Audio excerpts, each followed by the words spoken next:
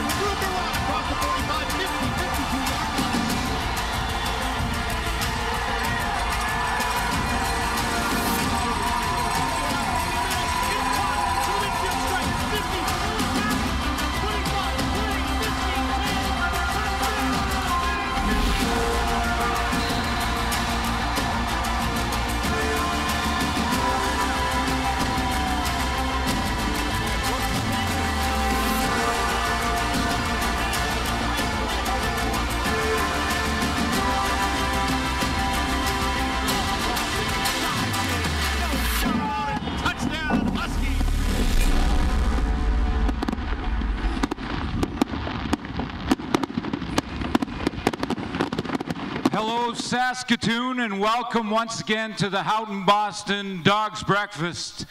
I am excited to be back. Like Ray Morrison, my colleague at CKO Meridio, just said this morning, he said, I'm like a boomerang when it comes to this event.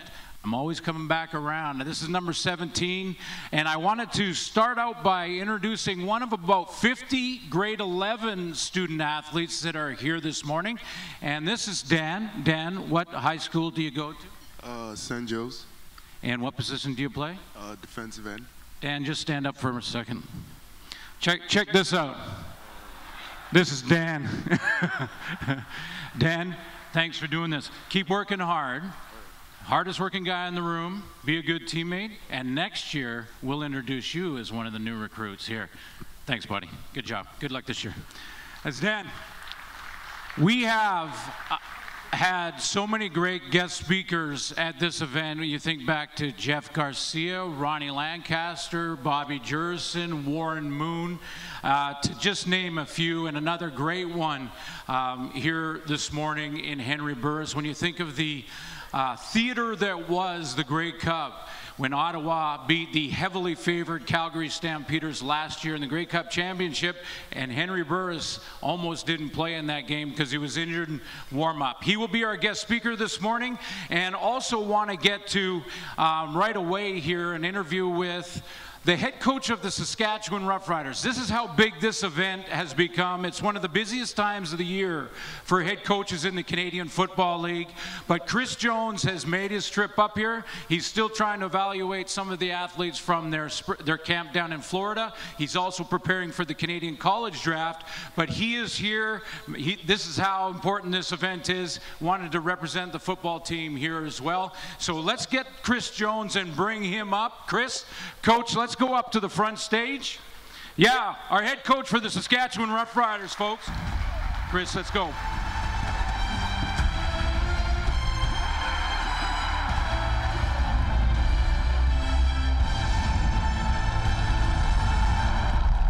Grab a seat. And just before we get started, change is inevitable, as Coach will tell you, in football at all levels. And if I could just, we have had a change at the head coaching position here. As you all know, Scott Flory will do a tremendous job, and you'll hear from him later this morning.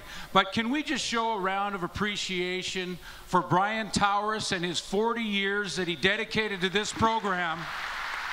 Yeah, absolutely outstanding, and he will be a big part of it moving forward. Thank you. Yeah, I agree. Over 40 years, he mentored a lot of young men get the education and improve as football players and people, and will be a big part of the program moving forward. But he wanted this to be Scott Flory's morning, and it will be. Chris, let's talk. Just coming back from Florida, I know quarterbacks are always the topic of discussion in this province, as you know. Tell us about how the camp went, and Vince Young. Well, I mean, our quarterbacks did an outstanding job. I mean, Kevin Glenn looked great. He was the consummate leader, as he always has been throughout his career. And Vince looked good. He was second in completion percentage, and I was happy with that because it's been a couple of years since he's played. And all of our quarterbacks, we had 5 guys there, and they all competed at a high level. And Vince is going to be invited back, or going to invite it to, obviously, to the main camp. I know folks know that already. Is that how the pecking order will be when you get to main camp? It'll be Kevin Glenn #1 and Vince #2. Is that how? Well, I mean, we'll come in and we'll let them compete for a couple of days. I mean, KG certainly got the inroads on being the #1 guy, you know, right off the bat. But again, it's all going to be decided with numbers at practice. The one thing I'm always wondering about when it's a player with Vince Young's background and such a great resume and a great college player too is when he gets here, is he going to have that same sort of fire and passion for a game in Canada that maybe he's just learning? Did you see that in him? Well, I mean, all I ask him to do is be Vince. I mean, he won a couple state championships in high school, won a national championship there at Texas, and got drafted in the first round. And I told him, I said, the ending of your book's not very good, you know, so we can try to rewrite that. But, you know, I told him, I said, I've had numerous first-round draft picks that come up here and think they're going to do this and do that. You better come up here with the right attitude, or you'll be just another one of those guys that comes and goes. Great. I know the Canadian college draft is coming up, and there's sort of two schools of thought, I think. There's drafting the best athlete available, or maybe drafting by position. What's the strategy for Saskatchewan this year? Well, I mean, certainly, you know, everybody's strategies, they got to, you know, protect their offensive line, so we've certainly got to try to fortify ours. And there's a lot of guys in the draft that have unique qualities, whether they be at, you know, linebacker, receiver. There's a lot of guys that have the talent to play at the CFL level. One of the strengths of this team, I think, when you look on paper, and they've got to go and perform, as you know, and produce in training camp, is the receiving corps. Tell us a little bit about that receiving corps and just all the talent you have all of a sudden there. Yeah, you know, I mean, it's been kind of a strange offseason seeing all the guys that we've been able to line up at that one particular position. So, you know, I mean, as long as we can protect the quarterback, I mean, we should be very solid. I mean, you've got two deep with guys that can play. Moving into the brand new building, and does that add some pressure, or is that just something to be real excited about? Well, I mean, it's you know, you've seen the building itself. Yeah. I mean, it's beautiful on the inside, outside, and the guys are excited. The thing I like most, it's got a tremendous weight room, and it's right there in our building where we can go lift weights and then be back in the meetings real quick. So, give us a little behind the curtain. First day of training camp, you're walking into the room, regular camp. What are you telling the guys? What are the goals and objectives? Obviously, to win the Grey Cup always is, but how do you get there, and what do you tell them day one? Well, I mean, you said it. You hit the nail on the head. I mean, anything short of a Grey Cup championship, there's no reason to do this thing. So, I mean, that's what we tell them every year, and then we just got to go to work and do all the things that we always have, and that's block and tackle and work on the techniques, learn how to cover, you know, play about 4 or 5 defenses, and you know, try to keep the football. Get after people. Get after people. That's what we do. You know? I love it. Chris Jones, your head coach of the Saskatchewan Roughriders. Now,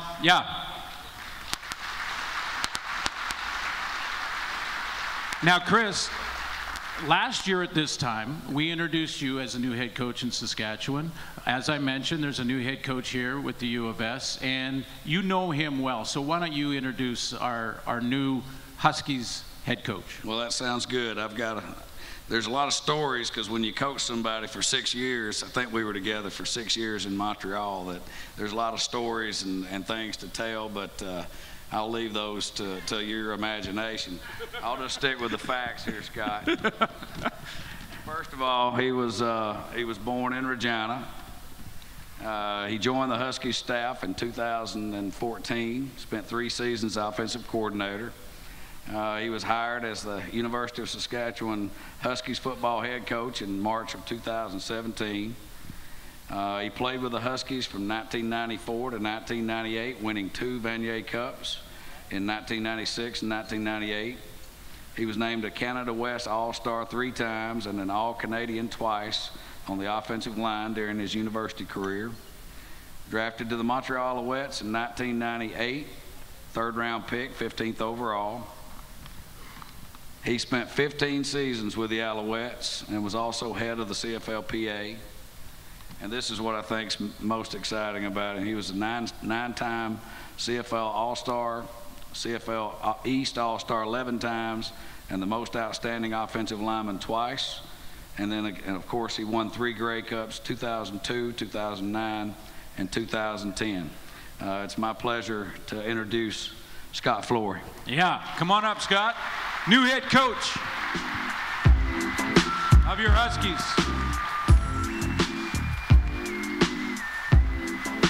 And the Saskatchewan Roughriders, of course, have a check.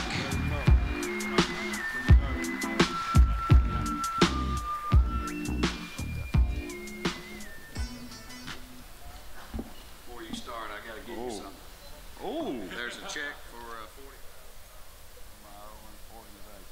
$40,000 from the Rider organization. Thank you very much. I really appreciate it. Donated to the U of S football program.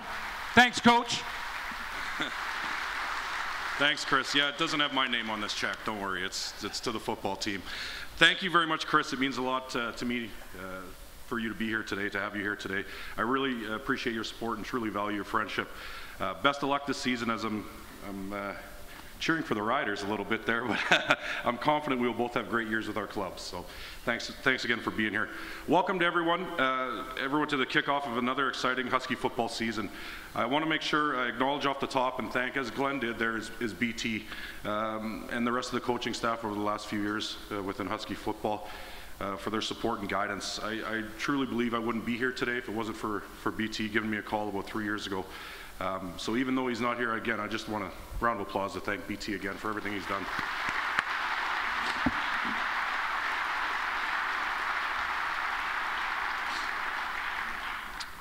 I also want to give a quick thank you to the university's hiring committee who took a chance on me.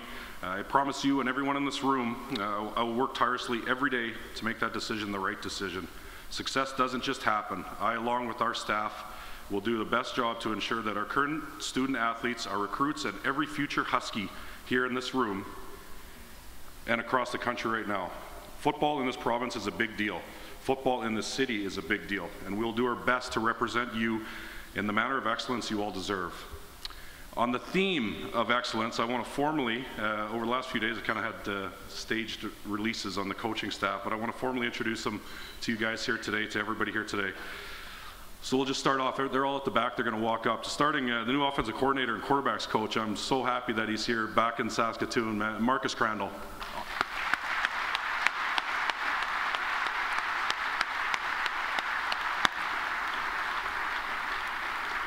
I think we all know Marcus's history as a quarterback in the CFL and a coach in the CFL, and it's an absolute boon to our program to have him here and to lead our offense. Offensive assistant, working with the running backs. He's been with the Huskies since 2011 or so, Mr. Dan Houle.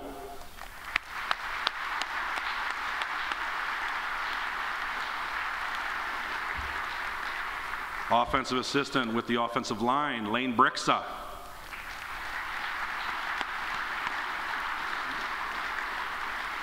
Another offensive assistant with the receivers and quarterbacks, Jeremy Long. Ooh, music. And coming back into the fold here, into coaching here from offensive assistant working with the receivers. You guys all know him here in Saskatoon, Dwayne Demetrician.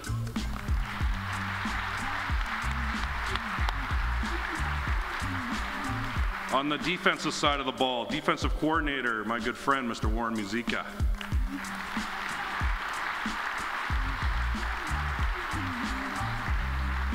You look so nice parading across the stage, Warren. That really suits you, I tell you. Defensive assistant, working with the defensive backs, Mr. Paul Waldo. Three-time Grey Cup champion right there, walking across the stage. Defensive assistant with the defensive backs, Cody Halseth.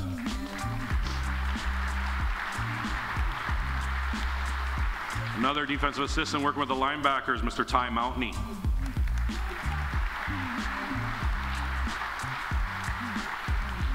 Defensive assistant working with the defensive line, Tony McCulchuk. Strength and conditioning and coordinator, and as well he'll be working on our back end, and he's gonna get our guys working. I know that for a fact. Mr. Joel Lipinski.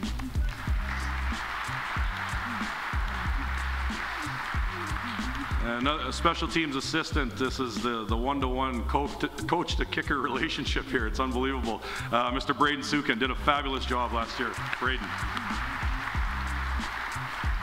On the recruiting side, I felt it was really important to have a recruiting coordinator, Mr. Attila Nadouris. We're doing the recruiting coordinator. And of course, I think everybody in this room knows the history of this man and what he's done and what he means to the city, Mr. Jerry Friesen.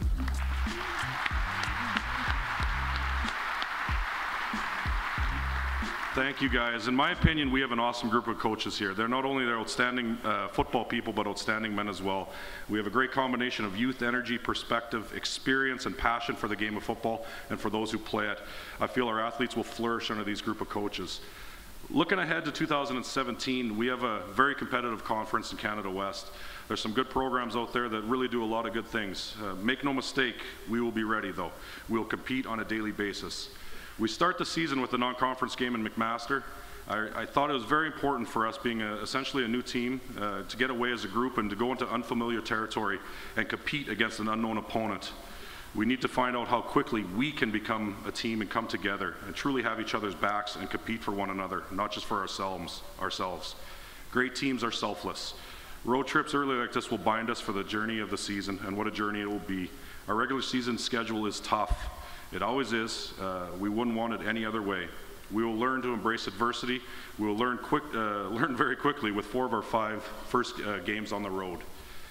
We don't want the book on the 2017 Huskies. We don't know what the book on the 2017 Huskies season says right now. We will write that story one day at a time. I'm truly looking forward to the experience. I'm truly honored and humbled to be the head coach of the Huskies. We will make you proud. Before I leave, I wanted to make sure I said a few thank yous from up here. First of all, thank you all for attending. The breakfast is instrumental in us being able to support our student athletes with scholarships. For the amount of time and dedication it takes to be a university student, the scholarships ease the financial burden on families, and it's incredibly important to our guys. I also really want to say thank you to the Husky Football Foundation for all their hard work to make this happen. From Mike Gardner, Monica Morrison, Ryan Layback, and everybody else in the foundation, countless hours have gone into making this morning here possible. Ted Mitchell, Houghton Boston, where are you, Ted? Right here in front. Thank you very much. Houghton Boston is our title sponsor and has done an amazing job supporting the foundation and Husky football. To all of our other supporters out there of Husky football, the alumni group, the parents group, we've got a great barbecue Saturday night for all our players and parents and alumni, and it's going to be a fabulous event. David Dubé and Heather Ryan, Ron and Jane Graham, and countless others for this football team wouldn't be where it is without your support. To Andrea, you know, she does so much. She puts in a full-time job worth of hours on an annual basis for our program, and I'm just so thankful for you for being with us and sticking with us. Thank you to Prairieland Park and the event staff. They do a wonderful job with this breakfast.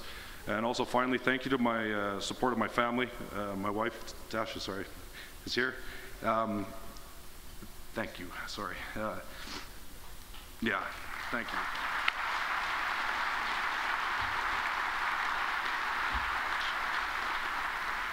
Yeah, we took a little bit of a leap of faith moving back across the country from Montreal, and thank you for all your support. To everyone here, please come out and watch this weekend their practices. We got a practice tonight, practice tomorrow night. We'll do a back-to-back Saturday from about 8:30 till noon. No, about 9 to 1, somewhere in that range. And you'll get a good look at the preview of the Huskies this year. We're going to have a scrimmage Sunday morning as well. Feel free to come on out and take a little preview of what we're going to look like in the 2017 season. Thank you once again. Thank you to everybody. Thank you to Glenn, Chris, everybody that's here. Enjoy the breakfast. Thank you guys very much.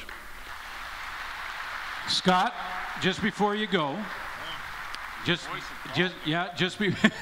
before you go, nice job. We have a special message from a real good friend of yours, and this guy was a pretty good football player as well. Jason, let's roll this with Scott up here. Hello, everybody. Yes, this is Anthony Calvillo. Just want to say a few words on behalf of Scott Flory. Scott, congratulations, well deserved. Scott and I go way back to 1998. I've seen him grow from a young football player into a man to a great leader on and off the field.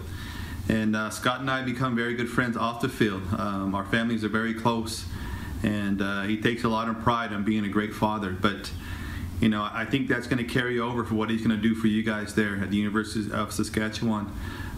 He's a great leader. He's hired some great coaches. He's going to help lead you guys to a lot of victories. One thing about Scott, looking back at our career, he would always come into our quarterback meeting rooms with his, what we call Flory files. He would come up with all these different plays. AC, you got to run this. AC, you got to run that. I'm like, Scott, one day you're going to have a chance to run your plays, and now he's going to have that chance. But he always takes claim to this. One day he came up to us and goes, listen, you guys should run this diamond formation. Basically 3 receivers, and add another running back there where you have a little diamond formation. And years ago, he talked about that.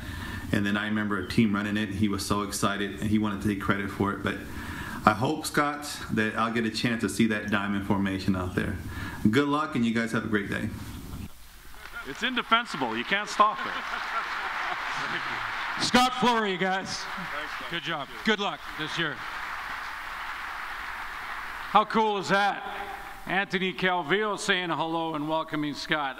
We want to now recognize a couple of championship teams from the province, and it starts with the Saskatoon Hilltops, who have won their 19th Canadian championship last fall under head coach Tom Sargent. Today, representing the team are 4 standout football players at the center stage.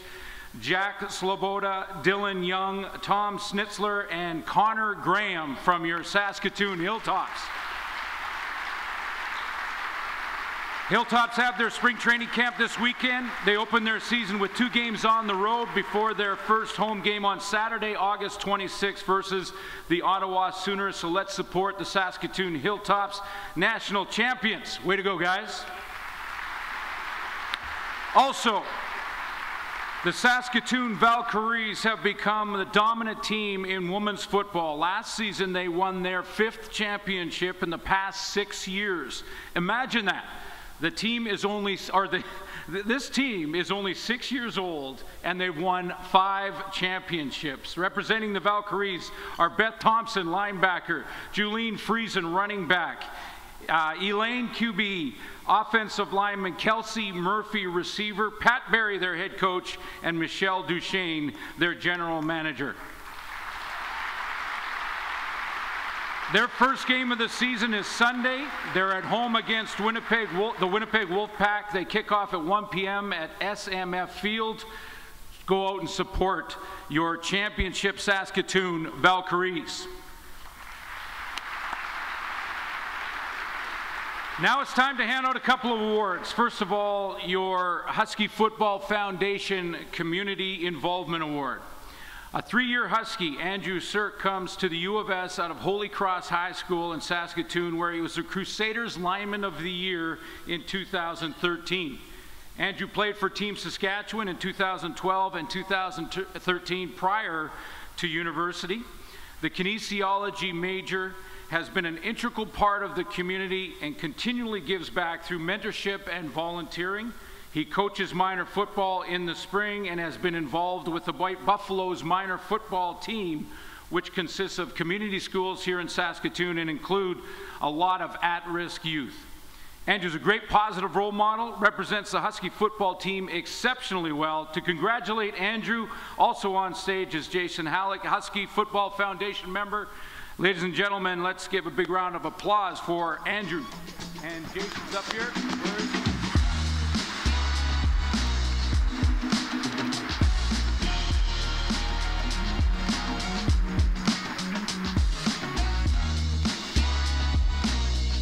Take your time.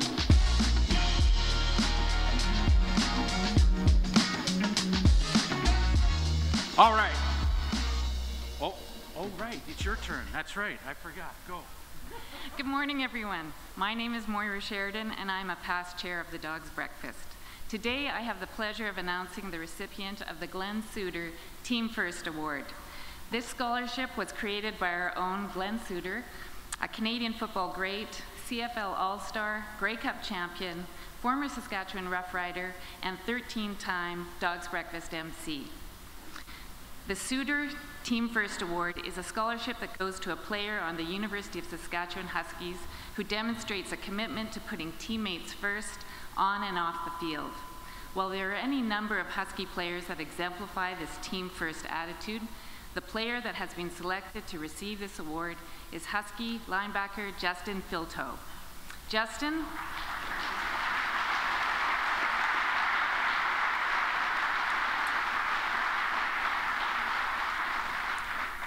is the epitome of a team player. He's a committed Husky, makes the necessary sacrifices for the team, and does an outstanding job of showing his teammates what it means to be a Husky.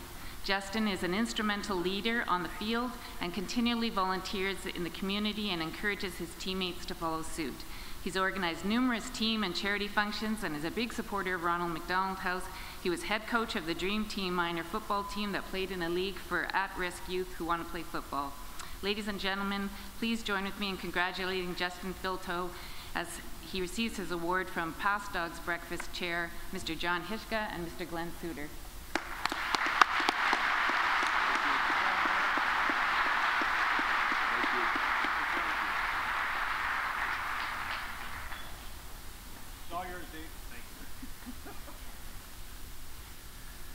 That was somewhat inappropriate, Glenn. Good morning, Husky Nation. I'm Dave Thomas from Saskatchewan's most listened to radio station, CJWW, your proud official voice of the Saskatchewan Husky football team. It's been a morning of welcomes. Of course, we've welcomed our coaching staff. Soon we'll be welcoming our new recruits. This year, with 2017 upon us, CJWW would like to make a welcome of their own. We'd like to welcome a new analytical voice to our coverage. This four-year Husky was a first-team All-Canadian. Through his career, hauling in 136 passes for 1,804 yards and 12 touchdowns. He's a former All-Canadian receiver. Ladies and gentlemen, he's seated at our table this morning, joining the CJWW broadcast team this season, Kit Hillis.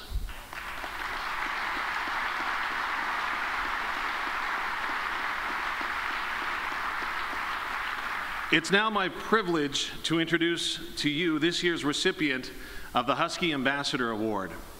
This honor is bestowed annually to a Husky supporter who goes over and above the call of duty, really outside of the limelight, a person that represents the qualities and values of a Husky. Previous winners include Gene Mikowski, Todd Peterson, most recently John and Heather Graham. This year's recipient is one of the hardest working and most dedicated people I've ever met. You've heard of the first person to arrive, the last one to leave scenario. Well, when this football season is on, this person never leaves. She's been known to crash on the couch in the clubhouse to make sure that no detail for a practice or game is ever overlooked.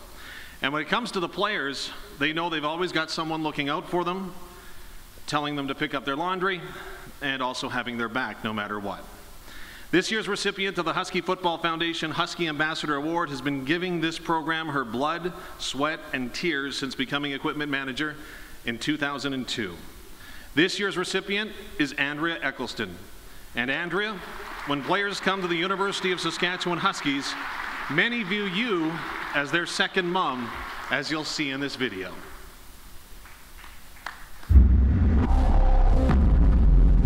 So I came to the Huskies in 2005 from Vancouver. Was really sort of an outsider, new to the province, and for a lot of us who come here, it's our first meaningful time away from our homes and from our moms. And Andrea definitely fills sort of like a motherly figure for a lot of us. Andrea's got a special place in my heart, that's for sure.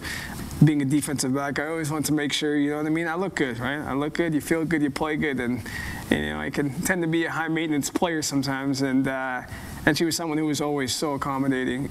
One of the first people I met was Andrea, and from then on I kind of knew that she was going to be a person that I could always go to for help, or I could lean on for any sort of emotional guidance. In fact, I remember when I first showed up here, I was the 5th quarterback on the depth chart, and Gary, who was the head equipment manager at the time, I show up and I say, "Hi, Lawrence Nixon." He said, what possession do you play?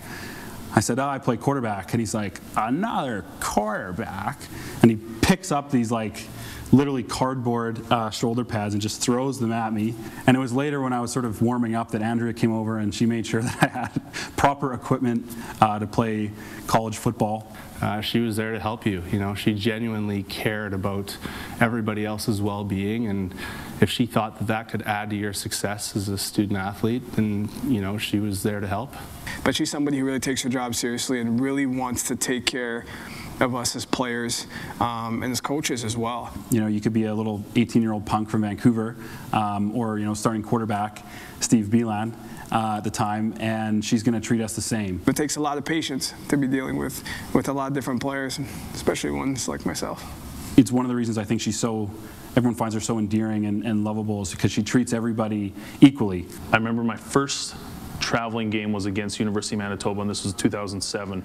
I packed my bag knowing full well that I put my jersey in there and then threw it on the bus, but some veterans had taken it out and put in their stuff. I go to unpack all my stuff and I don't have my game jersey, and this is my first travel, my first time playing against a very senior team. Knew right away that I could go to Andrea and she would be someone who could help me out right away. She definitely let me sweat and made me search around all the other bags, and she said, if you can't find it, you know, just come back to me and I'll help you out. I finally go back to Andrea and she let me in on the secret, but she definitely understood how a team operated and how this is a rites of passage. And my first real interaction with her, I remember now, it was there was a rookie who had a sore neck. We taped up 3 of those old school foam neck guards, and we asked Andrea to put it on his pads and just play along for the first 10 minutes of practice. This poor kid was out there thinking this is what he was supposed to wear to protect his sore neck, and he's trying to catch passes like this while we're all laughing at him. And you know, Andrea, you know, stepped in and she took off the neck roll. She's really good at sort of knowing when to pick somebody up and knowing when to sort of put someone in their place and bring them back down to earth. And a few times, probably more than not, she was bringing me back down to earth when I was getting kind of a big head. Andrea is probably a person who exemplifies Husky pride better than anybody, and just her consistency and her continuity to make sure that all the players are taken care of so we can do what we do. She'll always give her classic yell, making sure that no one is, you know, walking out of the shower. She's always like, coming through. And so she'll just like strut through, and everyone make sure that they're kind of all tip top. And you have changing pieces every year in sports. So it's been very fortunate to the University of Saskatchewan to have her part of the program for the last 15 plus years. She's that caring kind of motherly figure in the locker room that you know, a lot of us needed through the good times and bad when we're, you know, miles away from home. Ladies and gentlemen, at this time, I'd like to call forward Monica Morrison of the Husky Football Foundation to present the Husky Ambassador Award to Andrea Eccleston.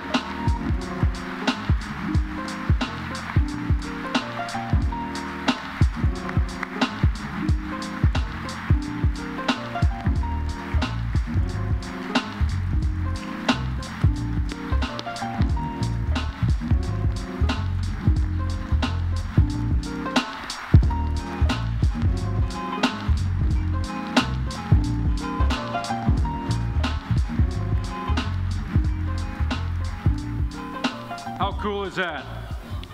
Well, it's that time in the program where we get a chance to settle in and listen to our guest speaker. He needs no introduction, but I'm going to give him a little one anyway. It's been a great honor and privilege to be able to cover his games as a commentator in the CFL for all these years, and watch Henry Burris grow as a football player and become one of the best, if not the best, quarterbacks in the game's history. Henry, we know and have said over the years, there is good Hank and bad Hank, and that just hasn't been right. It hasn't been fair, because when you look at his body of work and you look at the numbers and what he's done in the communities that he's been involved with, there's only been football player Hank, community leader Hank, champion Hank, great teammate Hank. That's really unselfish Hank, productive quarterback Hank, leader of his football team. That's really all he's been. That's what he's been his entire career. So there's not been a good and bad Hank. There's just been this great ambassador for Canadian football. This is an honor for me, and it's a great pleasure for me to introduce our guest speaker here this morning, Henry Burris.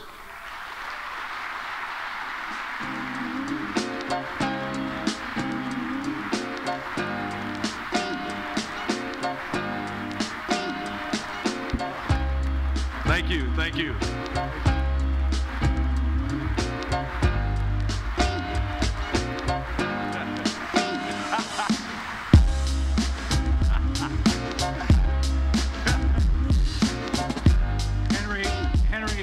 wouldn't be the dog's breakfast, and this is my 12th, without me messing up at least once.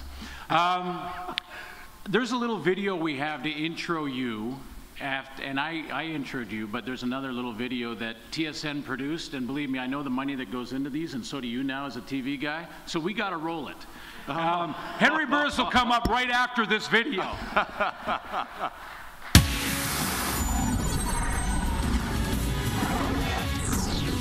Hi, everybody, and welcome to this special edition. It's a U of S edition of Sports Center. It's the Husky Breakfast. Good morning to you all. Nothing like a breakfast beer. Now, you have a great speaker today, one of the best quarterbacks to ever play in the Canadian Football League.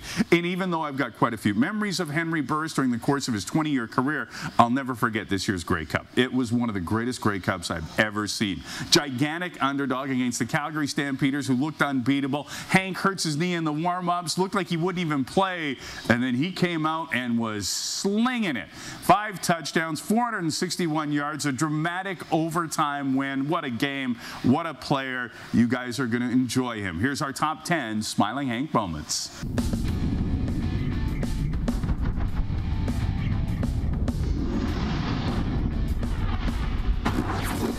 On July the 22nd, 1999, Burris comes off the bench in relief of the injured Dave Dickinson and throws his first career touchdown pass to Hall of Famer Alan Pitts. Then later, he had the chance to win the game. Burris has the touchdown toss.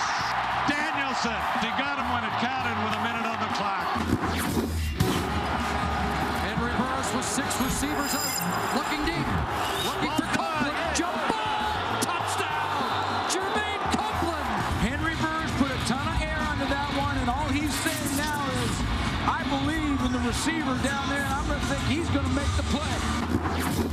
Nowadays, it's hard to believe that there was ever a time when Smilin' Hank wasn't a beloved figure among football fans from coast to coast. But after leaving Regina in free agency after the 2004 season, Burris led his Stampeders to an emotional win in his return to Taylor Field. There was a lot of talking going on, but I didn't hear it until, the last play of the game after we made the tackle. Everybody's about stats, how many yards you throw for, but I'm about victories. Red Blacks love to pass right out of the chute. Burris, far side, and that's history. Henry Burris goes over 60,000 yards passing. Most of us, we just hope for 5 years, and in some cases 10 years, but to still be playing 19 years later, overall, it's quite the accomplishment, and I'm very thankful, but it means I'm getting old, but so each and every day, each and every game counts more than ever. Burris back to pass, has the man, has the touchdown, and now he is number 3 all time. Marcus Henry from Henry Burris, touchdown number 334. Burris threw 374 regular season touchdown passes, but on November the 7th, 2015, he reached rare territory.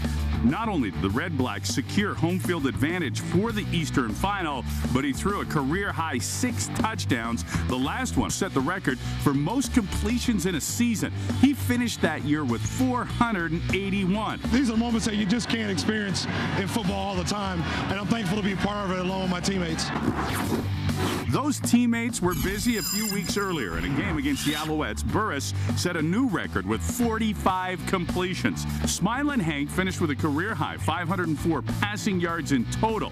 He had 20 400-yard games in his career. Just set a new record. What is that? 45 completions in a game. Oh, that's crazy. That's crazy. High snap. Burris has it. Burris looks downfield, throws, and it is caught! Inside Hamilton territory, and there he goes. It's Ellingson down the sidelines, inside the 10. Touchdown! Ottawa! Greg Ellingson, a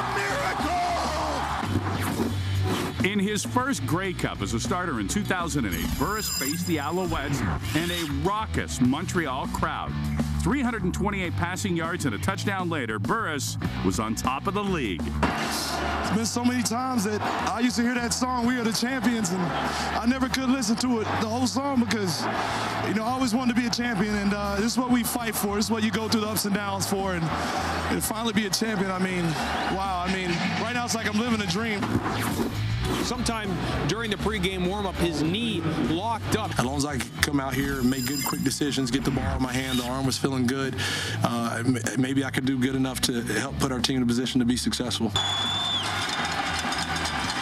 Fake over the middle, open man, Curtis Jackson, touchdown!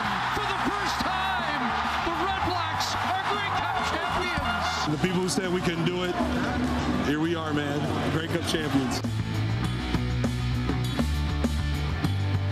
All right, now I can introduce permanent resident in Canada, one step closer to Canadian citizenship, Henry Burris.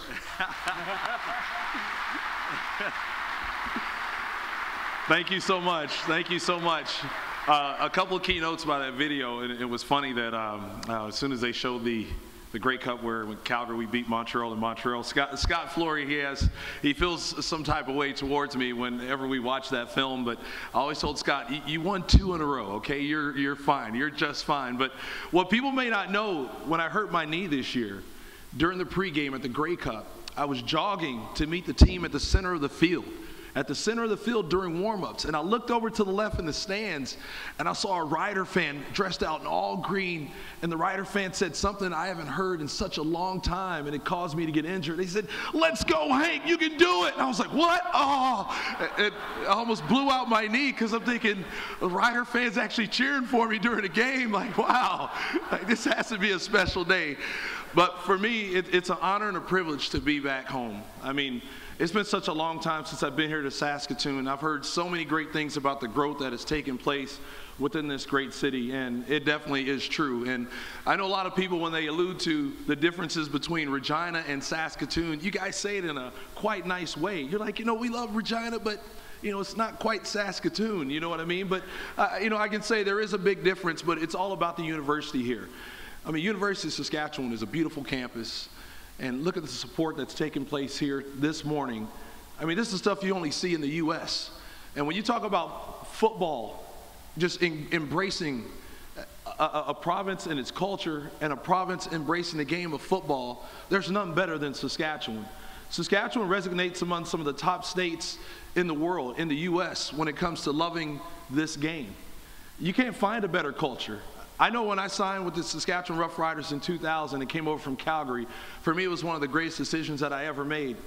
Unfortunately for me, when I signed that contract, this gentleman who had these dreadlocks, and he spoke to me like, "Hey man, how's it going? Hank, you need to come over here and play for us." And his name was Roy Shivers. And of course his guy by his side was Danny Barrett. "Hey Hank, how's it going? We're great to have you here. It's good to have you here with the team. We're going to do some good things this year." "Yeah, we're going to do some good things here, man. We can't wait to get this thing going, man." but coming here as a young man, I had to make that decision. And for myself, as a man who played in Calgary, who had just came off of a knee injury, having a chance to finally play the game I love, for me it was just like when I was in high school, growing up as a young snotty-nosed kid with a gap between his teeth, very ugly. My breath smelled most of the time, and I wore shoes that would flip-flop in the wrong way when they were actually tennis shoes, and you're thinking, man, how is this guy actually going to have success? And I always had people always doubt me when I was a young kid. I had to deal with the people calling me names from the N-word to telling me that as a black man I couldn't think quick enough and be able to manage the game, to process information quickly enough to be able to do the job and perform at the position of being a quarterback, to be a leader, to be a person who can put an entire culture, entire market, just the tradition and the history that comes with playing the position and carry that on your shoulders. I've always been told that. And I know for the young men and the young women that are here present today, I know you've heard it as well. But there's one thing you have to remember is I've been told this analogy by my old man, my dad, who, the history of things that he's been through in his life, it helped prepare me for the journey of life. He always told me that, "Hey, you ever seen a dog bark at a parked car?" And I kind of thought to myself, and I'm like, no, why would they bark at a parked car? The car is just sitting there. And he's like, yeah, exactly. He's like, but do you ever see dogs run and bark at cars that are moving along and just riding down the street? I'm like, yeah, they do it all the time. He says, why do you think they do that as opposed to barking at the parked car? And I'm like, actually, Dad, I have no idea. You're on this level. I'm on this level. I have no idea what you're talking about. Help me out here. And he says, why would a dog bark at a parked car? It's just sitting there. It's not doing anything. It's not doing anything different than what that dog's doing. It's in that yard. It's not leaving that yard. That car's going to be right there. It's not going anywhere. He's like, but the car coming by is going somewhere that dog can't go. And that dog gets upset about that because dogs, they want to run. But the fact that it can't achieve and experience the same thing that car is going to experience and achieve makes him jealous. And jealousy is a bad thing. It's a bad habit that people carry, but it's something that often student athletes, we have to deal with that. We have to go through ups and downs, but this is something called life. This is something called life. And these are things that we have to go through because in order for us to have success in life, we must go through obstacles. It helps makes us who we are. You often hear the sentiment from people like Michael Jordan, from Oprah Winfrey, from Walt Disney, a number of different people who had to go through challenges in life in order to reach their dreams. Did you know that Michael Jordan got released from his 9th grade basketball team? They told him he wasn't good enough. He got cut from his grade 9 basketball team. Michael Jordan, maybe the greatest basketball player ever to play the game. Oprah Winfrey got fired from her first job in Baltimore. They told her she wasn't pretty enough, she couldn't do the job good enough. Well, I think she went on and had a pretty good career, but the fact that people had to be told they couldn't do it. A guy named Walt Disney, his first newspaper job, they told him he wasn't creative enough. Walt Disney? He wasn't that creative. He created a mouse, you know what I mean? The mouse got caught in a trap and later became Mickey Mouse. But it goes to show you that regardless of who you are, we've all had to deal with the same obstacles in life. It comes with the territory. Because when people can see a brighter future set for you, they want to do what they can to help bring you down to their level. It happens all the time. It happens on the field. It happens all the time on the field. But when you're kicking somebody's butt, what's the first thing they try to do? Get in your face, get you to have a penalty, get you to make bad decisions that hurt your team. And then when you get home, you got to deal with your friends, your family, your coaches are getting after you, telling you, why did you do this? Why did you do that? And you're asking yourself, man, why did I do this? Why did I do that? But that's the game called life. But the one beautiful thing about life, you look around this room, one thing that you all have here is what is called support.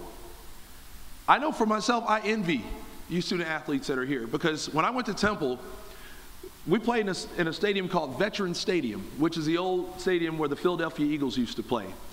It would seat 80,000 people. 80,000 people. Did we get 80,000 people? Not even close. We'd probably get 10, 20,000, and now they get 30,000 people. Did we ever have an event like this? No. No, we didn't. No, we did not. And I envy you because you see the support that's around you. These people are here. They invest into your future because they care about you. They care about you. And that's all we've ever wanted in life is somebody who cared about us and actually put their work and the results in front of us. Because if you can't see these results, then you can't see anything. Coach Flory, I feel for you. If one of the guys can't see what's going on right in this room right now, this is very powerful. I've talked to Jeff Garcia. I've talked to Darian Durant. I've talked to G. Roy Simon. I've talked to Warren Moon, and they've all told me about the Dog's Breakfast. And if you ever have an opportunity to go and be a part of it, Hank, don't hesitate. But I was like, I'm with my people. If I ever have an opportunity to come back to Saskatchewan, I will not hesitate to come back to Saskatchewan, and especially to help out the future for people who helped out my future and helping me be where I am today, and that's why I'm thankful to be here. Carry that same sentiment. Network. Networking is one of the strongest and most powerful tools that you as student athletes can use.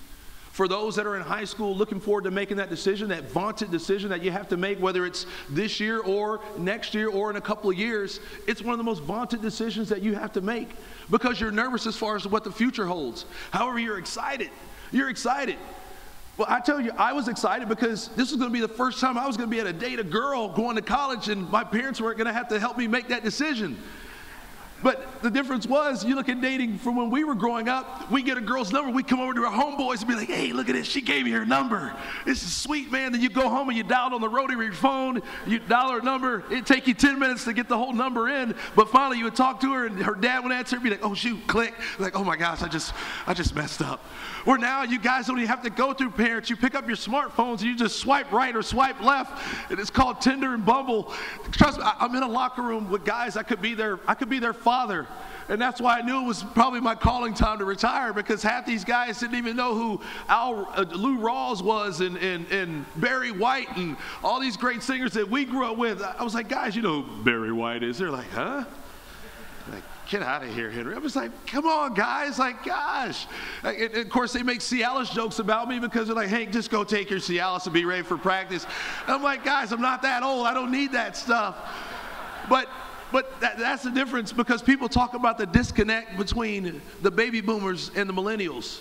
I mean, you guys coming in right now, you're the millennials. The university student athletes, you're the millennials. They talk about how there's a huge disconnect. Yeah, we don't understand some of the things that you guys do. You spend 80% of your time swiping right, swiping left, and you're on your smartphones all the time while we're telling you just to communicate with us.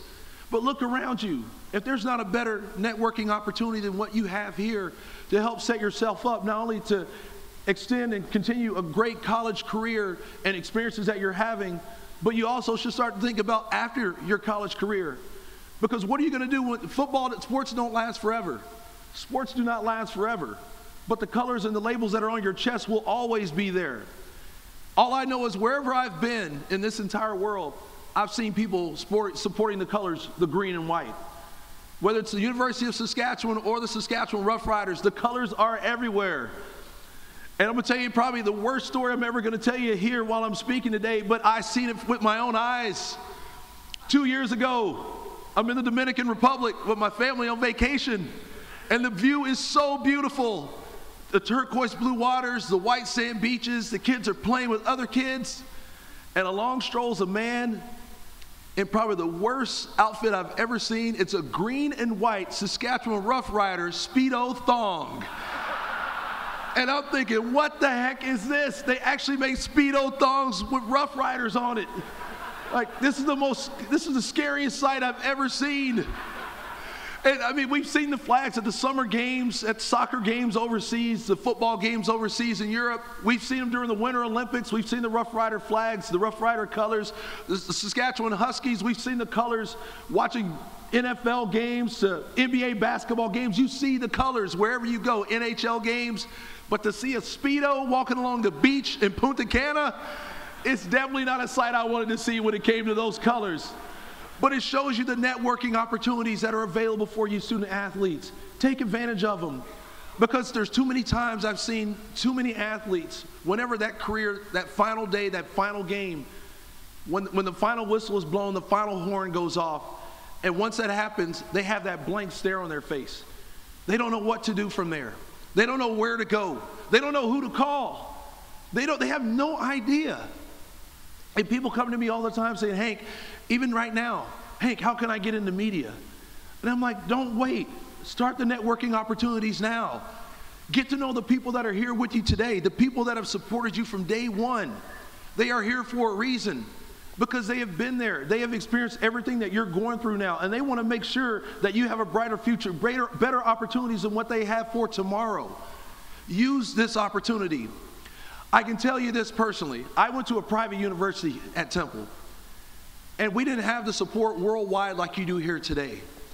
And I know if I could do it all over again, I would do it in a heartbeat. Everybody around you at every table, they would take the opportunity to go back and experience those university years within a heartbeat.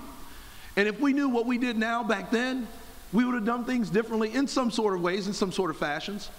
But networking is the key. Making those friendships, keeping in touch with people, getting business cards. Make sure you do that here today. Become a best friend. Make new friends today. Because those friends today could be your colleagues and your employees that you're working together with tomorrow. Because sports does not last forever. Sports is temporary. Life is forever. And I know even though with your tablets and smart tablets, innovation changes life, but love creates life. And love can be created in this room, and that's what friendships help breed. So continue to network. But also, like I said, networking, and I said support. But one of the things that you look around here and you see, and it's something that we all may not have embraced because we all work so hard to be in the positions that we are today. And we know you have tough practices coming up over the weekend throughout training camp, but find time to put your head on somebody's shoulder. Find that time. Because a football team is the strongest bond amongst any campus in the world. There's no stronger bond. Sports has been known now to bring together more people than religion can bring together people. Because if you look on so many different platforms and stages that sports has been created, look at how many people coming together for one common purpose. I wish instead of war, it was all about sport, and we could determine who wins that way. But we're all blessed from God above that he's given us a game of sport. He's given us a game of football for us to have an opportunity to get together to rejoice and enjoy these great moments. And I know for myself and Coach Chris Jones, we come from the South, and we know football on Sundays takes place at church in the South. Because a lot of people, they can be sitting in the pulpit listening to what the pastor and the preacher has to say, but now they have their smart tablets and they're watching the game with one eye and trying to listen to the word with the other. And that's the same thing here in Saskatchewan. On Sundays, I mean, there's not many games that happen on Sundays, but we're doing the same thing. We've got the Bible in one hand and a Pilsner in another. And I still don't understand why you drink Pilsner, because that beer's from Lethbridge. Where Great Western and Bohemian are made right here in God's country.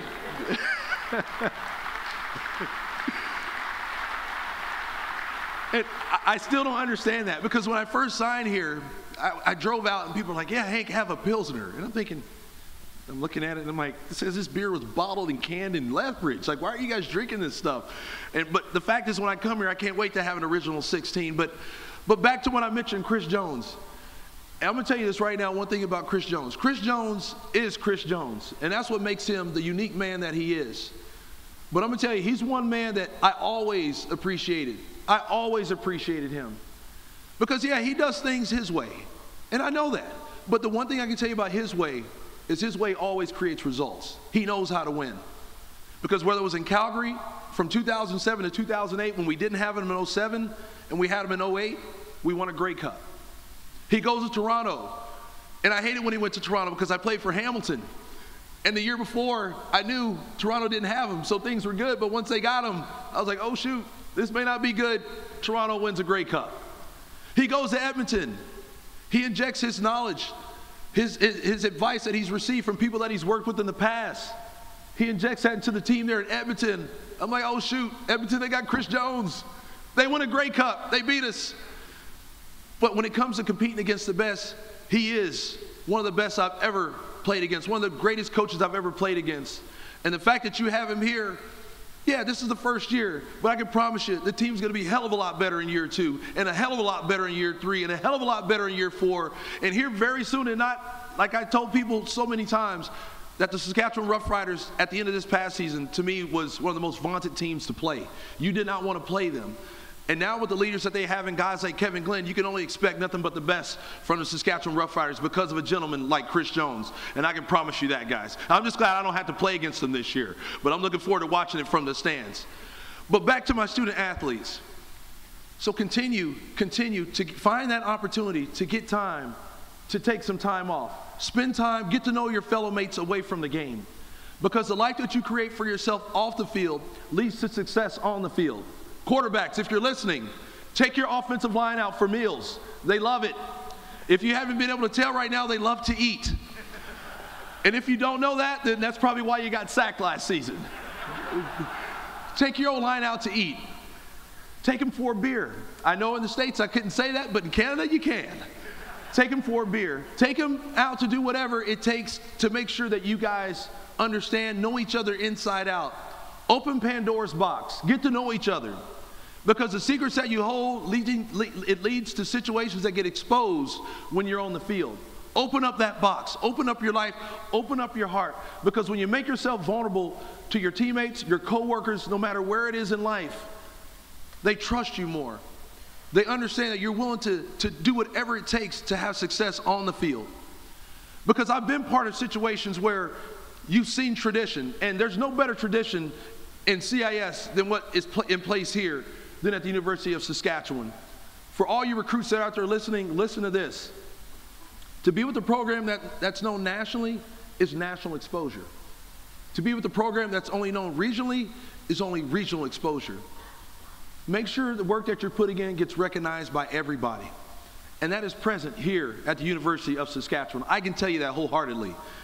Yes, there might have been some struggles the past couple years, but what goes up must come down at some point. But tradition never fails. And it will return here to the University of Saskatchewan, and especially on that football field being led by Scott Flory and his coaching staff that you met here this morning. And I'm looking forward to seeing that resurgence, because I know a man like Scott who sat here and humbled himself to this audience. A man who's able to weep and shed tears in front of an audience shows you what his true integrity is. Because all men, we know we're prideful and we're very strong gentlemen. And we're always taught to be secure. We're always taught to be the lion in the jungle. Rah, rah, rah, we're men, rah, hooray. But a man who can humble themselves to the point where they can show you humbleness and true integrity shows you the fact that they do have something inside. They do have that tenderness inside of what it takes to not only be a leader when it comes to being a head coach, but a man to humble himself and give you the proper advice and information that you need to succeed. So make sure you take heed to that. But find that time to spend time with your teammates and open yourself up. Open yourself up and get to know them very well. Because for me, times that I need to have that support were very prevalent. Whether it was here in Saskatchewan, when I tried to resign after the 2004 season, and a guy named Roy Shearer said, yeah, he got to come back and he's got to prove it again. And I'm like, I got to prove it again? Like, look at what I just did. You told me that beforehand, before that season, if I went out and did things that I was supposed to do and put Saskatchewan back in the position to be in the Grey Cup, you were going to make me the starting quarterback. But unfortunately, that didn't happen. And for everybody who wants to know, the reason why I went to Calgary wasn't because I didn't want to be back here, it's because they offered double of what Saskatchewan offered. And I'm a married man, and if I tell my wife, okay, they're offering us X amount of money, and Saskatchewan's only offering half of that, where should we go, baby? She's going to look at me and say, do you want to be married or do you not want to be married? And as a guy knows, a happy wife equals a happy life, and so I had to make the smart decision. So for all you who said Henry, and all I heard Nicole was saying, Henry. So I had to go do my job. So you can put yourself in my shoes now.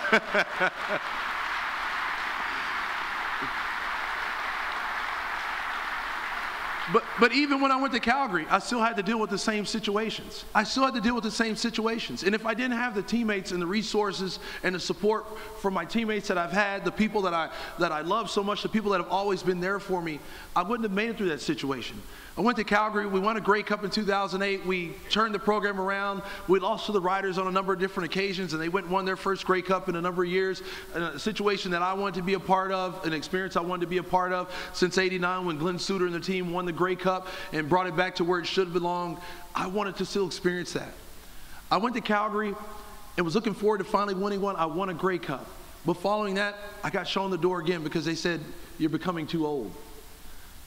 But I'm the Cialis guy, right? You know, the guys always told me, go get it, do your thing. But I always thought that I'm doing what I can to help make my team win.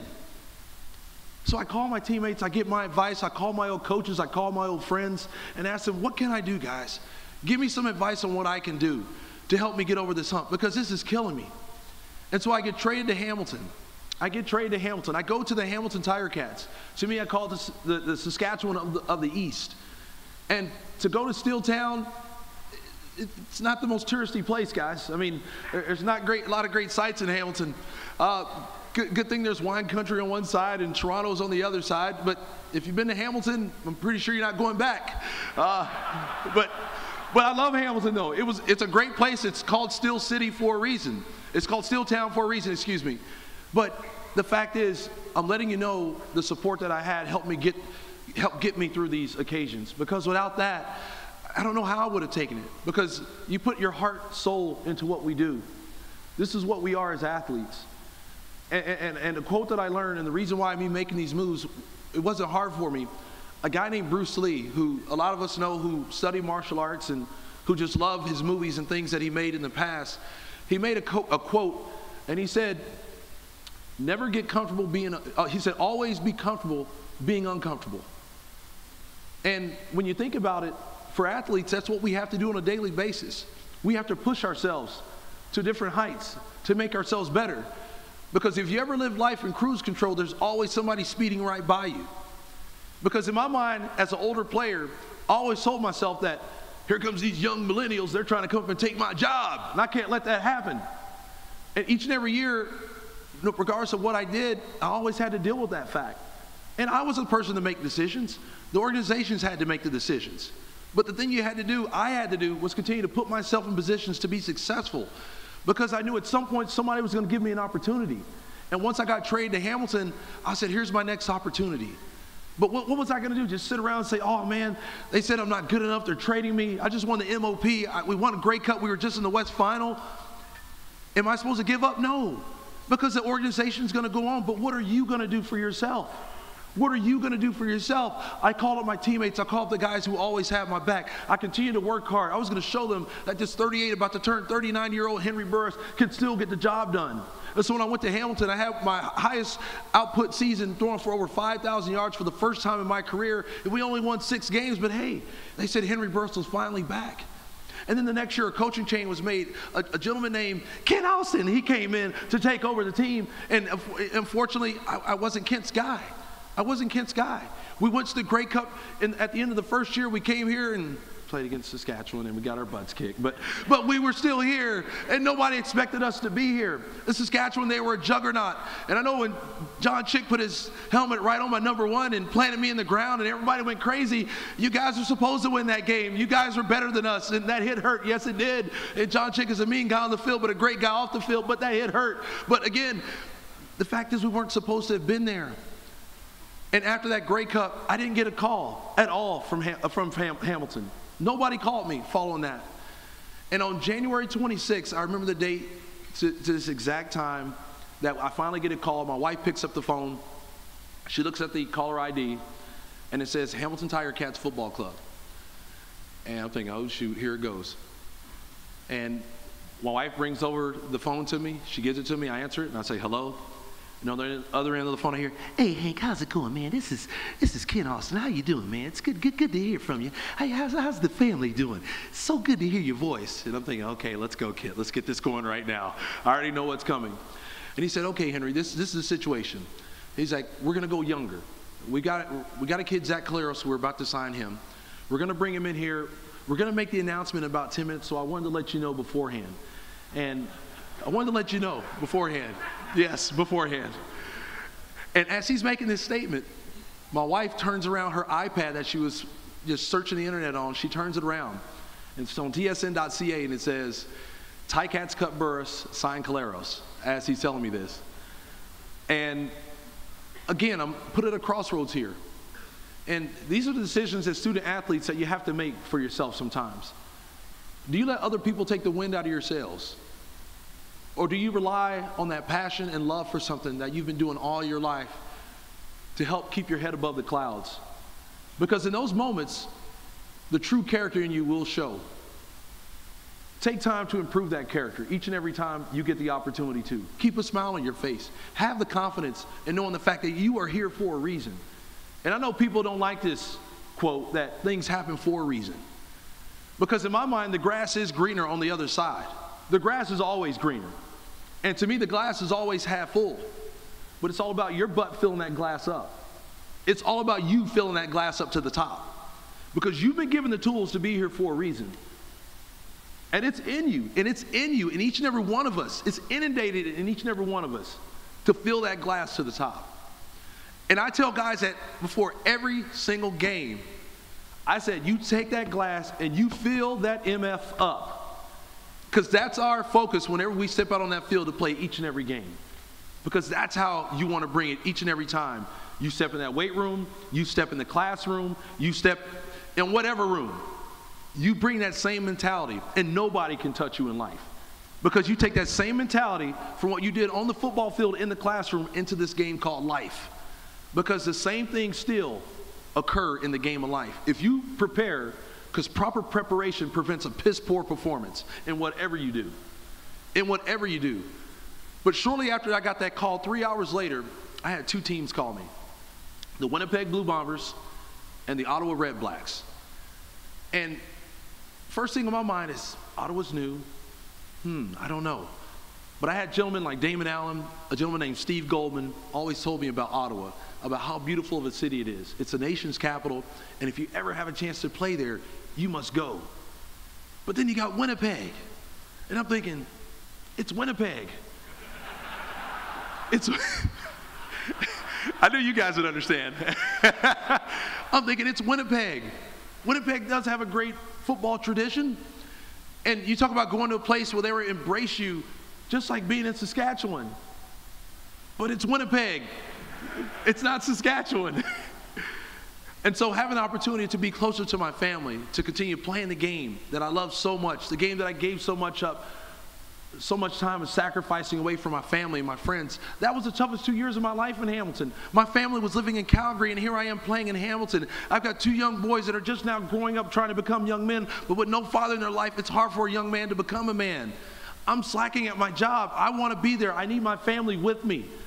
And so when I talk to my wife, I'm like, okay, baby, this is the case. Just like when we were in Saskatchewan, these are the 2 choices. Either we can go to Winnipeg. She's like, okay, what's the next choice? And I was like, or we could go to Ottawa. She's like, ding, ding, ding, we're close to the family. No doubter. It was a no doubter. And so when we arrived in Ottawa, it was one of the greatest moments that we had experienced since I had been in Saskatchewan. Because to see the amount of red and black that was there on the streets, of people supporting their team, they were happy that football was back in the nation's capital, for me was paramount, and it was something I had to be a part of. But in the back of my mind and in my chest, I had this beating desire because I had just been shown the door again and told that I was too old. And it's like, how many times must you deal with rejection? It doesn't matter. It doesn't matter, because that's one of our responsibilities as athletes, is to deal with rejection. Because play to play, you deal with it anyways. Ask the offensive line. They'll tell you all the time. They're getting their eyes gouged out. They got guys falling on their ankles. They got defensive linemen trying to punch them and do all these different things. But do they stop fighting? No. So you shouldn't either. You should not either. Because to me, that's why they say the game is always won in the trenches. Because the offensive line is always the heart of any team. The defensive line is always the heart of any and every team. Because the way those guys go is the way the highway goes. They clear everything for you. And that's why I invest so much into my offensive line. And for the quarterbacks, continue to do the same thing as well. But the one thing I want to leave you student athletes with is take advantage of this time. Because taking advantage of this time, despite all you've been through, is the reason why I'm thankful for the teammates that I've had throughout my entire career, and I'm very thankful for the success that I was able to conclude my career with. Because to be able to endure all the things that you endured throughout life, hard work never goes unseen. And in the end, you will be rewarded. I promise you that. You will be rewarded. So on those days that you look at the clock and you're like, oh, it's too early, I don't want to go. Maybe I don't want to give it on this play. Maybe I don't want to go as hard on this snap. Just remember, that could be your last snap. And I know for me, I'll never play a game of football ever again in my life. The game that has been so much a part of me, I haven't had the opportunity, I won't get the opportunity to ever play it again. I will never get that opportunity back. Enjoy the journey. Enjoy these moments. Get your degree. Your degree will always be there with you. The people here will always be there with you. Saskatchewan is everywhere you go. Wherever you want to move, opportunities will be there. Enjoy this moment. And I'm thankful to be here and to know that I was able to walk off the field as a Grey Cup champion and forever be known as a Grey Cup champion and forever be known as a champion is something that you'll never live down. Continue to fight the good fight. Continue to give back to others. Continue to work hard on the field. Continue to work hard off the field. Get your degree. Because once the game of sports and life, sports is done, life will continue on. And that degree and the people that are here with us present will always be there for you. Thank you all so much. It's so good to be back here in Saskatchewan. I mean, I'm so lost for words now, because for me, coming back home is a moment that I always look forward to coming back and embracing. And I can't wait to continue enjoying the rest of this event and continue to meeting each and every one of you personally. But thank you for having me back here home. And I'm so thankful that you gave me an opportunity to come here and kind of share my life and share some words with you student athletes. But never give up hope for any of the dreams that you have. And keep working your butts off the way you have been, and go out there and seize what you were destined for. Thank you so much.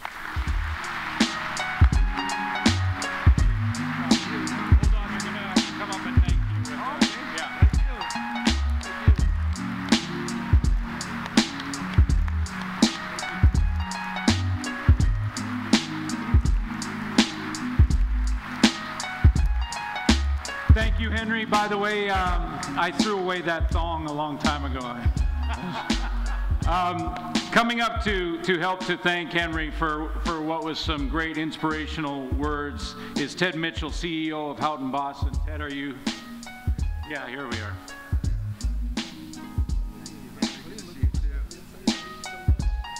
Thank you for coming. On behalf of Houghton Boston Printers and the Huskies Football Foundation, I get the privilege of saying a few words about our guest speaker today. And we had the opportunity to speak last evening, which was an honor for me, a little bit of extra time to tell him what I actually thought face to face. So Henry Burris is the personification of fight, coming back, and longevity. 3 decades, 3 Grey Cups, 98, 2008, 2016. He's got 2 MVPs, 2008, 2016, and he was the league MVP in 2010 and 2015, 2 years he didn't even win the Grey Cup, and also the league passing champion, 481 passes and receptions in 2015. So at the age of 40 and 41, he arguably had his best career. So Hank, you retired, what up? And think how good you'll get at 50 if you just kind of stuck with it a little bit longer. So 3 decades, we're honored and privileged to have him here. He's as engaging and infectious a personality as you see. He's going to become a Canadian citizen. So Hank, I'd like to say over the next year, please get your, yes, give him an applause.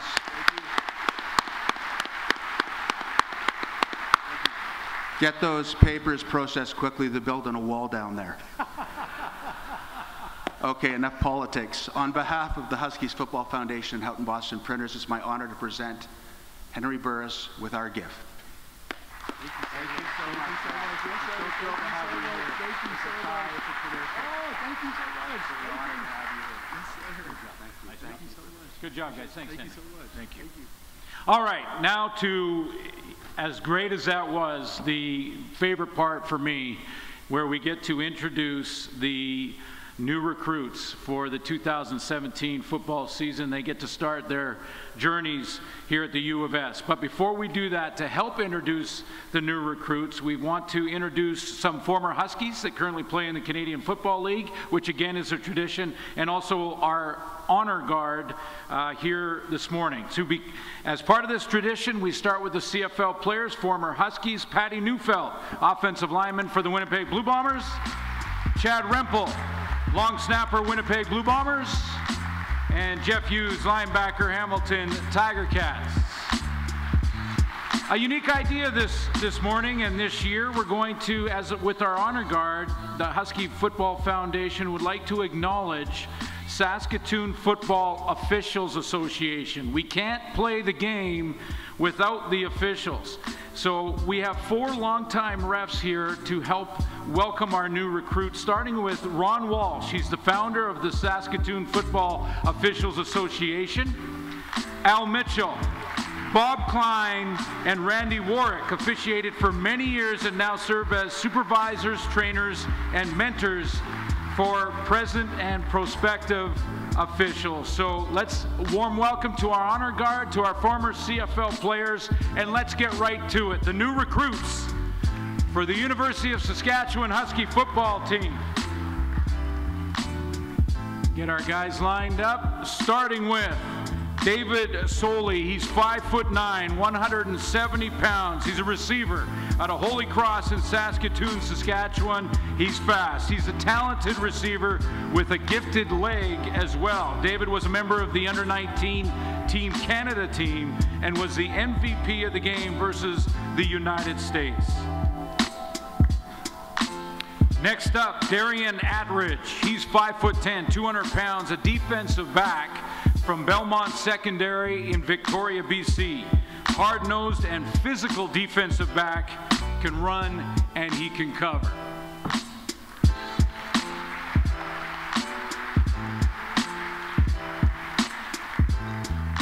Matthew Baraniak. Sorry, Matthew. 5'11", 200 pounds. He's a running back from Centennial High School here in Saskatoon. Don't mess up the Saskatoon kid. Physically gifted athlete who can run through or around people. I have a feeling we'll be talking about Matthew more than once over the next 4 years. Nick Green, he's 5'9", 165-pound receiver/defensive back. Centennial Secondary from Coquitlam, BC, a gifted playmaker with a knack for being around the football.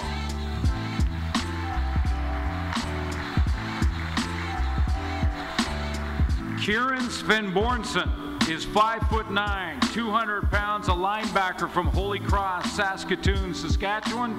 A smart and tough football player who plays downhill and is physical. The Chris Jones type of football player. Our next guy at 6'4", 285 pounds, he's an offensive lineman from Bethlehem High School in Saskatoon.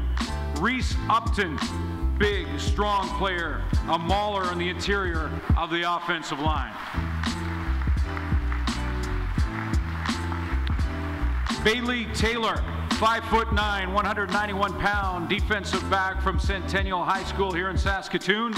A true competitor who, despite his smaller stature, plays big and he plays tough. He's a great tackler.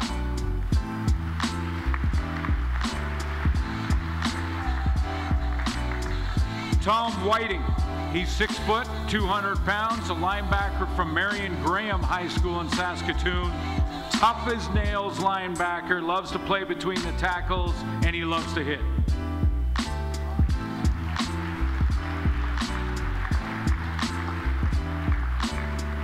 Matthew Todas, 6'1", 210-pound linebacker from Bishop Mahoney High School in Saskatoon. Tough interior linebacker who can shed offensive linemen and get to the football.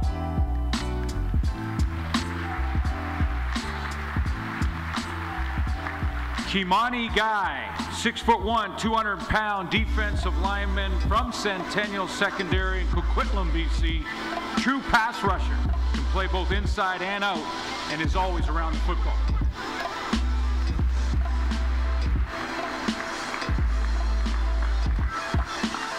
Everett Iverson, he's 6'2", 185-pound receiver from Aidan Bowman Collegiate here in Saskatoon. Physically gifted athlete who has great hands and can high point the ball very, very well.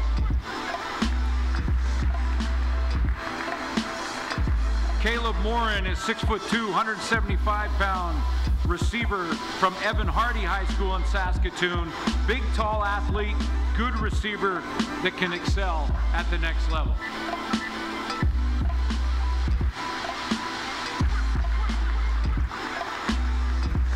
Bryce Lewiski, he's 6'2", 220 pounds, a defensive lineman slash linebacker, a tweener as we like to call him, from Centennial High School in Saskatoon. Great speed rusher off the edge. He can also play in the box at linebacker. Recent member of the under-18 national team as well. And rounding out this year's recruits, Shaq Harris, 5'9", 165-pound running back slash receiver from Oak Park High School in Winnipeg, Manitoba. Natural athlete who has great speed and hands. He could play anywhere on the field. He just makes plays. Shaq Harris.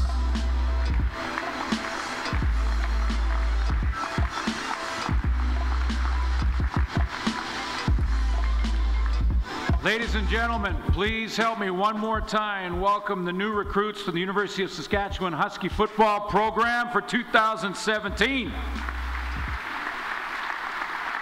Thank you to our honor guard and our CFL players that helped welcome our new recruits. And now I'd like to bring up Kyle Siemens to say a few words, Huskies quarterback. Kyle?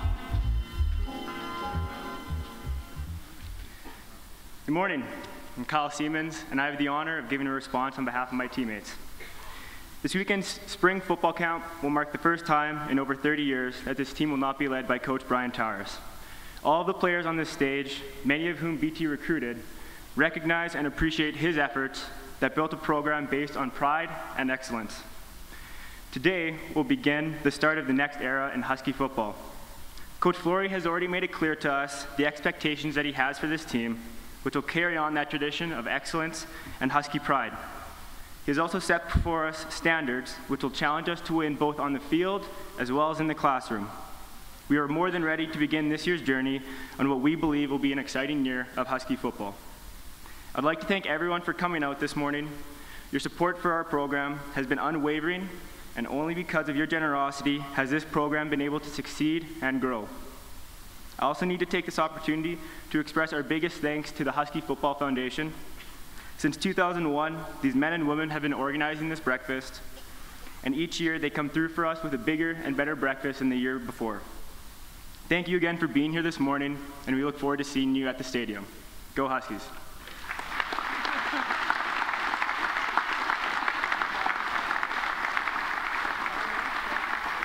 Now just a few quick thank you. All proceeds to the Dog's Breakfast go to Huskies football student athlete scholarships. To date, it's been 420 scholarships to football players. That's because of all of you. 45 scholarships last season. This year's goal, obviously, as it is every year, is to win the Vanier Cup. I want to say thank you to Shaw TV for all of the work that they do for the breakfast. Anthony Calvillo, Chris Funk for the videos today.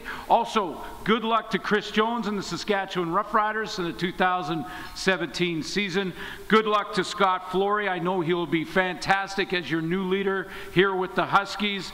And folks, if I could just add, this is, I think, year 12 for me. In the 17 years that the Dog's Breakfast, we're pushing on 20 years. As Henry mentioned, this is special. Athletes like Warren Moon, Henry Burris, Jeff Garcia will leave this breakfast and they'll go tell other people that are, former athletes in the NFL and CFL, and it goes beyond that as well, across this country, how special this is, not just for the recruits, how important it is, the support you give them, but also just how uniquely Saskatchewan this is. Keep it up. Be proud of it. I want to thank you again for being here, and have a great week. Good luck this year to the Huskies. Good luck this year to the Saskatchewan Roughriders and the Valkyrie and the Hilltops.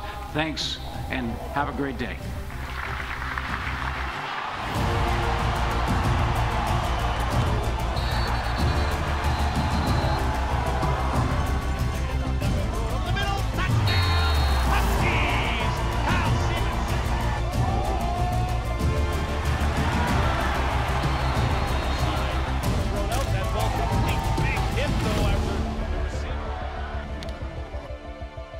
Find a way. Somebody make a play. We're going to get it done. All right? You don't have to call.